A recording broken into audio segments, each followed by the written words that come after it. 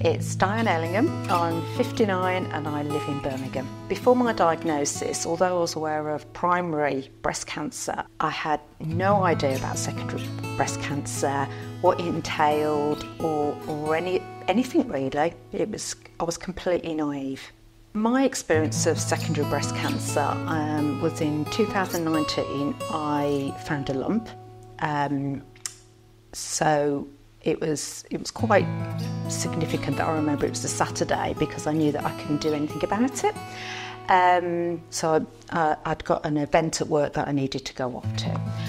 When I came back from this event, my whole breast, my chest area was bright purple. The only thing that I could think about was my dog had kept pressing on me. She'd got a paw and she kept pushing me and hadn't really thought anything of it. When I went to the hospital, they felt the lump and they went, "We really don't think this is anything. It's probably a cyst, but we'll do the mammogram, we'll do an ultrasound, and if necessary, we'll do a biopsy." During all this time as well, I'd got backache, and I just never even thought to mention that I'd got backache. And it turns out that the lump that I'd felt was a cyst or something.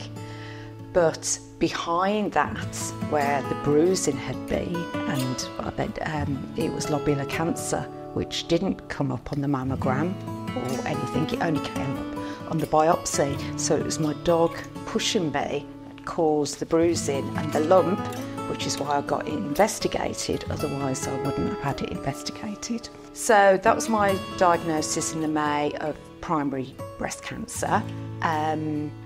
And when they had a lumpectomy, there was one lymph node detected, so I had to have full lymph node removal. And just as a routine, they did a full CT scan. Again, I hadn't mentioned the backache, and it had started to get worse, and I thought it was, through treatment, through, other things.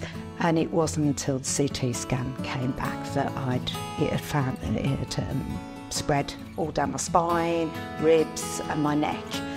And how I was told, I'd gone for a meeting at the hospital to find out the results of my lymph node removal, and it was very casually said, "Oh, by the way, it's spread." And I was thinking, spread? How can breast cancer spread? I just, I was completely naive. I had no inkling that breast cancer could spread.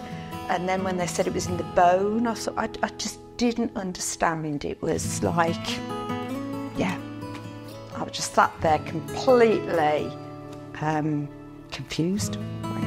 After my diagnosis, I was in a lot of shock. And it was that, well, this cannot be happening. There's got to be something I can do about this. My thinking was I needed to find out a little bit more. I needed to take control of it, do things for myself. So I was reading things online, reading Facebook groups, trying to find something that it resonated with me. And I joined a group, and it was a fairly new group, and it was a group of people with all different types of cancer, not just breast cancer, but looking at strategies, interventions, tools, alongside standard of care, just to keep ourselves healthy. And that was a real lifesaver for me. And I have tried different things over the years in order to keep myself well. Some things have really worked well for me personally, other things haven't.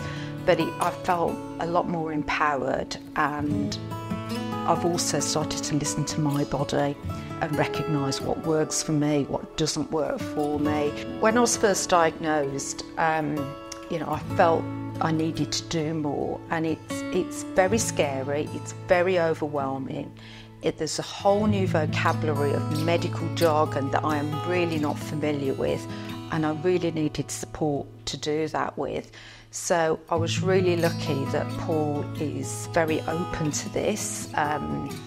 And so I would talk to him about things and think, is this making sense to you? It makes sense to me, but I needed to check it with him. It's brought us much closer together.